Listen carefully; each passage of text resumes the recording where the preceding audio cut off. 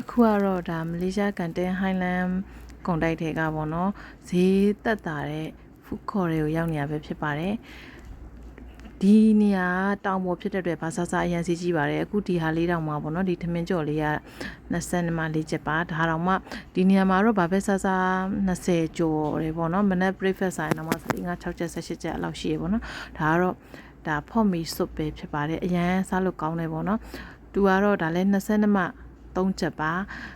လိုပဲဖြစ်ဖြစ်ဈေးတက်တာနဲ့စားခြင်းနဲ့ဆိုတော့ဒီ food court လေးကတော့အရင်ပဲအဆင်ပြေတယ်ပေါ့ရှင်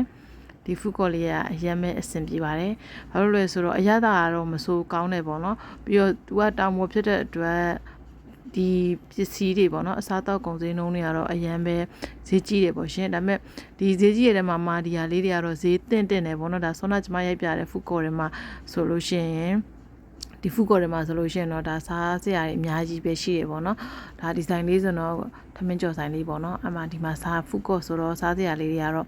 အစုံရှိပါတယ်ကိုကြိုက်တာမှစားလို့ရပါတယ်ဈေးကတော့ဘာစားစား20ကျော်တယ်ပေါ့ရှင်ဒါပေမဲ့ तू ကမြက်မြက်ဆဆလုပ်ပေးတဲ့အတွက်မဆိုးဘူးလို့ပြောလို့ရတယ်ပေါ့မဆိုးဘူးလို့ပြောလို့ရတယ်ပေါ့နော်ဘာလို့လဲဆိုတော့ဒီကန်တဲဟိုင်းလန်းကတော့အစားအသောက်ကတော့ဘာပဲဖြစ်ဖြစ်ဈေးကြီးပါတယ်အခုဒါကတော့ဈေးကြီးပေမဲ့သူကနဲ့သူတော့တန်နေတဲ့မှာပြောလို့ရတယ်ပေါ့ရှင်ဒါကတော့